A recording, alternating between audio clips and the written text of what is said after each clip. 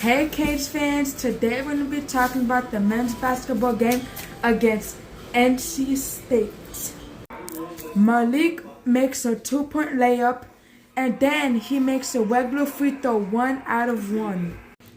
And then Malik misses a 3-point jump shot. Chu makes an offensive rebound, then makes a 2-point layup. Then Trey misses a regular free throw. Hurricanes offensive rebound. Trey misses a 3-point jump shot. Shelton personal foul. Trey personal foul. Shelton defensive rebound. Hurricanes 30-second timeout. Chu makes 1, 2, 3 regular free throws. And that ends the game 77-70.